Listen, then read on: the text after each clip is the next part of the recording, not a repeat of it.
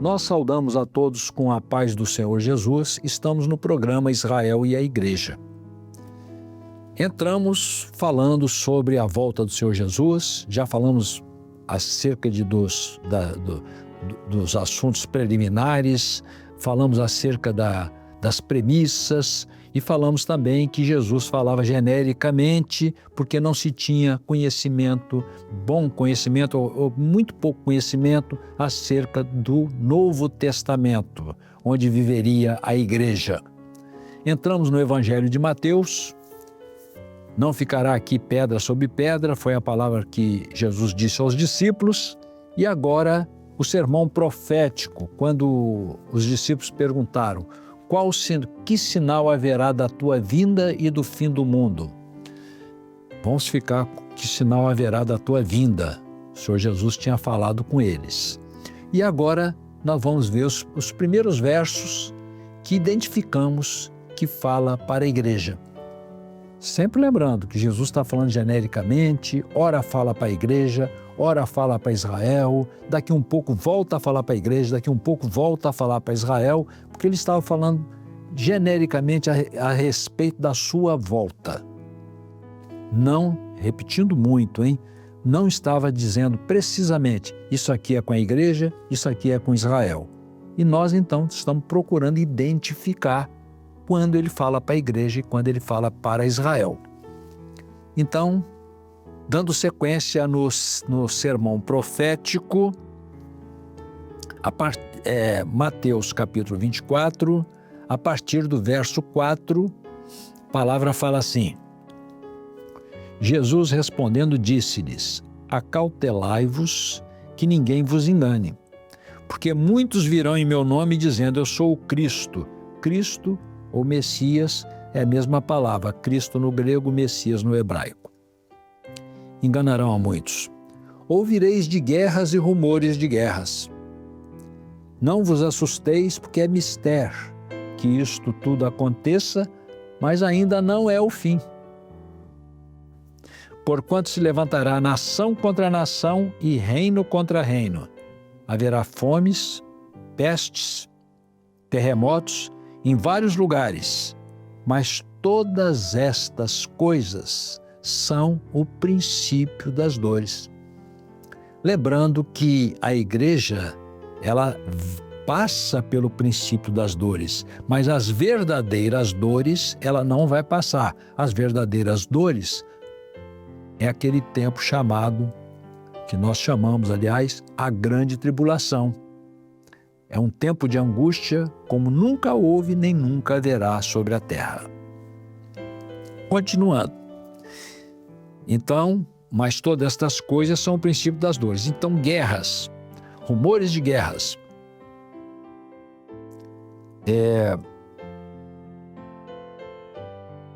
pestes, terremotos,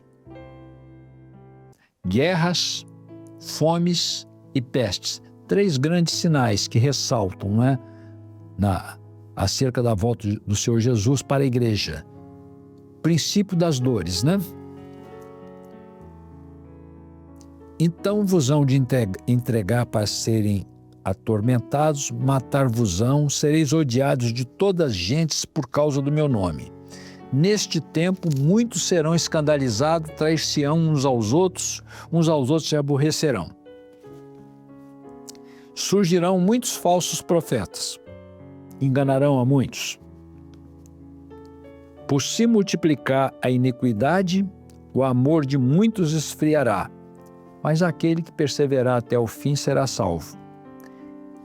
Verso 14, este evangelho do reino será pregado em todo o mundo, em testemunha a todas as gentes, então virá o fim. Bom, esse verso 14 marca a primeira parte das profecias do Senhor Jesus no sermão profético, que diz respeito à igreja. Princípio das dores, o Senhor Jesus se refere à igreja. Esse, então, virá o fim, entende-se que é exatamente o arrebatamento da igreja. Explicando aqui para os irmãos que quando a igreja for tirada da terra, não vai mudar nada, ou melhor, o mundo vai continuar normalmente, não haverá destruição de nada. Vai só entrar na grande tribulação. A igreja é tirada, o Espírito Santo é tirado da terra, o mundo é entregue na mão do adversário. Então virá o período de grandes dores, não é? As verdadeiras dores. Saímos do princípio das dores. Repetindo, a igreja vive o princípio das dores. E esse verso 14 marca o momento em que a igreja é arrebatada. Então virá o fim, a igreja é tirada daqui. Pronto. Para isso acontecer, é preciso que o evangelho do reino seja pregado a todo mundo. Todo mundo vai ouvir a palavra do Senhor e ter a oportunidade de salvação. Aqui, lembra-se a nós, a igreja, que temos o dever de anunciar o evangelho. É muito importante, porque nós fomos chamados para isso. Uma palavra lá em João diz assim: como o Pai me enviou ao mundo, eu também vos envio ao mundo. Então nós somos enviados do Senhor ao mundo para a salvação de vidas. A evangelização é muito importante. Quando se fala evangelização, envolve muita coisa. Não é nem o nosso assunto hoje aqui, é só dando uma pincelada. Claro, anunciar o evangelho, orar ao Senhor para que as oportunidades cheguem, para também falar no momento adequado. Não adianta eu chegar no lugar, sou crente, não adianta. É preciso que haja uma intervenção. Como falarão se não forem enviados? Então o Senhor, mediante a oração, Ele abre as portas para falar do seu nome. A outra coisa é que nós precisamos cada vez mais aprender a cuidar das ovelhas, porque a vontade do Pai é que demos fruto e o fruto permaneça. O fruto permanece quando há um ambiente de acolhimento, um ambiente de boa assistência. Então nós precisamos ser usados cada vez mais nisso, de forma que o evangelho vai ser pregado em todo mundo, todos vão ouvir a palavra do Senhor. Então virá o fim, a igreja é arrebatada. Interessantíssimo, isso está no verso 14. Agora, olha que coisa interessante. No verso 15, repetindo muito, mas está sendo necessário, repetindo muito, que Jesus falava genericamente. No verso 15, ele diz assim, vou voltar, hein? Estamos sendo assim indo um pouco mais devagar para facilitar o entendimento. No verso 14, o evangelho será pregado a toda criatura, a todo mundo, em testemunha a todas as gentes, e então virá o fim. A igreja é levada. O verso 15. Quando, pois, virdes que a abominação da desolação de que falou o profeta Daniel está no lugar santo, quem lê, entenda. Vamos procurar entender o que Jesus disse aqui. E aqui, já adiantando, está falando com Israel agora. Ele está falando com Israel. O que é a abominação da desolação? Nós vamos precisar dar um retorno ao passado. Na época do Império Greco-Macedônico, mas Alexandre o Grande. Alexandre, quando morreu precocemente, aos 33 anos, conquistou o mundo todo, tinha 4 generais extraordinários. E esses 4 generais assumiram o reino. Depois, o reino de Alexandre foi dividido em 4 partes, com os 4 generais encabeçando cada um das 4 partes, não é?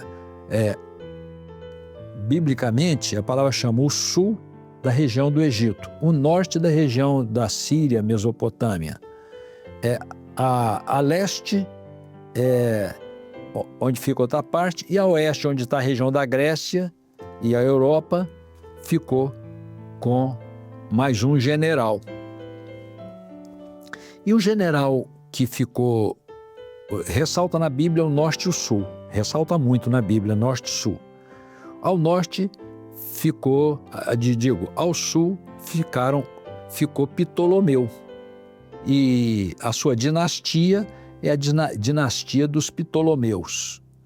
E ao norte, já volto aqui ao norte. Ora, o sul Israel ficou no meio, do norte e do sul, sofrendo os ataques das guerras entre os dois. Ora, o sul dominava Israel, ora o norte dominava Israel.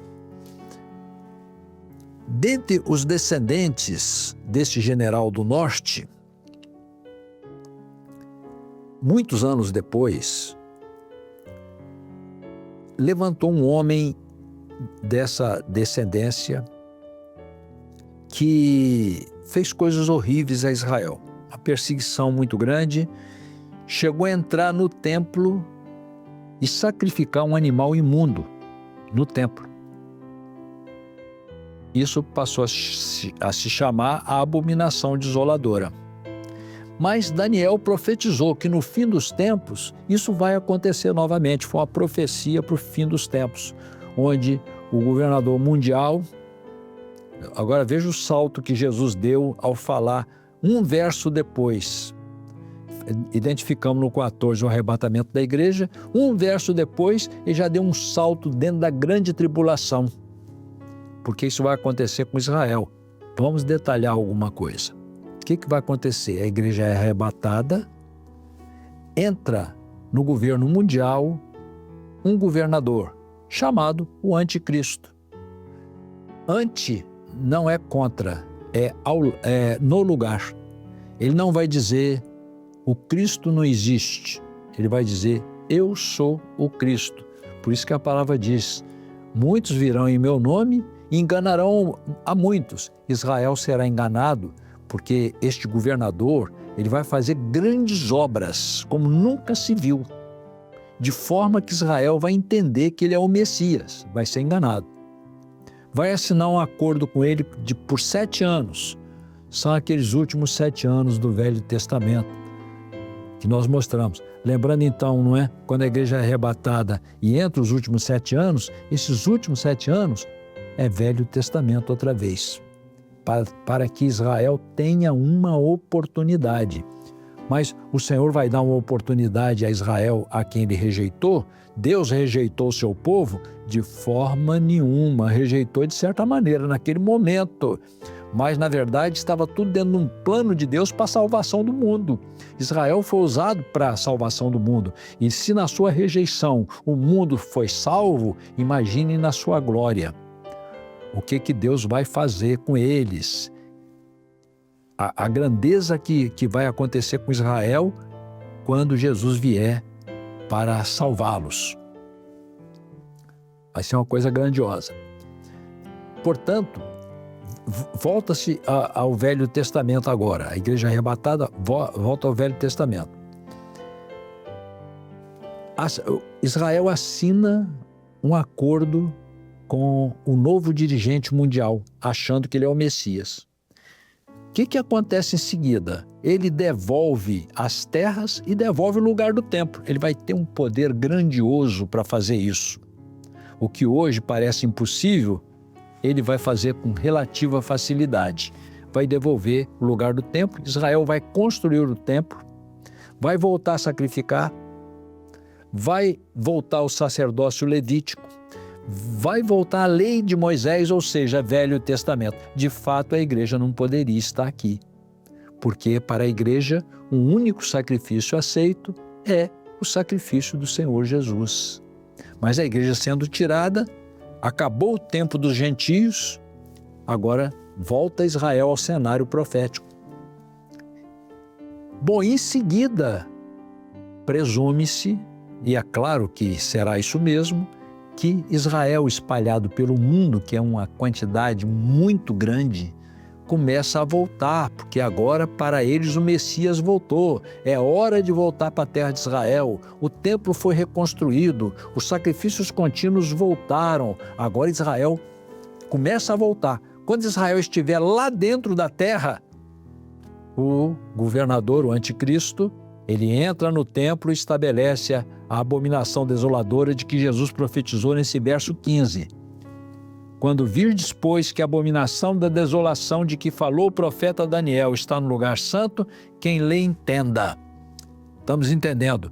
Então, no meio da grande tribulação, o anticristo, com Israel tendo voltado para a terra, apareceu, estava invisível, estava protegido, saiu a proteção agora. Aliás, entendemos que haja um plano.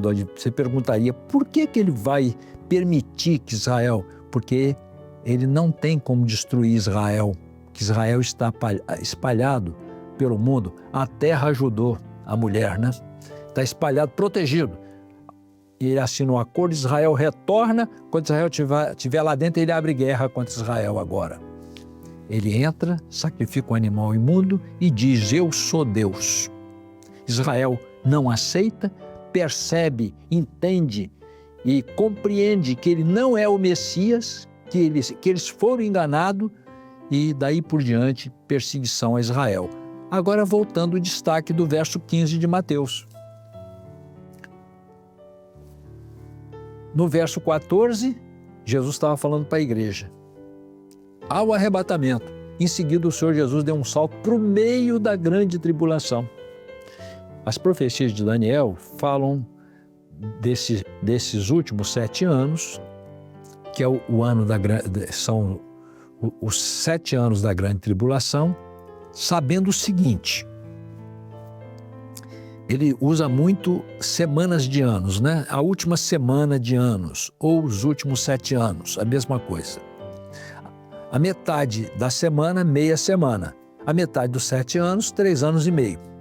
Então, os 3 anos e meio antes e depois tem grande relevância, tem muito destaque bíblico, muito destaque profético. Na primeira parte, Israel volta para a terra. No meio a profecia de Daniel diz isso, no meio da semana, com 3 anos e meio, acontece a abominação desoladora. Lembrando aqui, essa metade da semana, também chamada de 3 anos e meio, chamado também de 1260 dias, chamado também de 42 meses, também chamado de um tempo, tempos e metade de um tempo, 3 anos e meio também. Os irmãos que estão acompanhando a palavra, na hora que virem esses números, vão entender que se refere ora antes, ora depois. Neste caso aqui, com 3 anos e meio, cumprindo os primeiros 3 anos e meio, acontece a abominação desoladora. Destacamos aqui que falamos genericamente, que Jesus falava genericamente para os seus discípulos, ora falando da igreja, ora falando para Israel. No verso 14, ele está falando do arrebatamento da igreja, no verso 15 já está no meio da grande tribulação. Nós vamos ficar hoje por aqui, agradecendo a presença dos irmãos, daremos continuidade na próxima edição. A paz do Senhor a todos.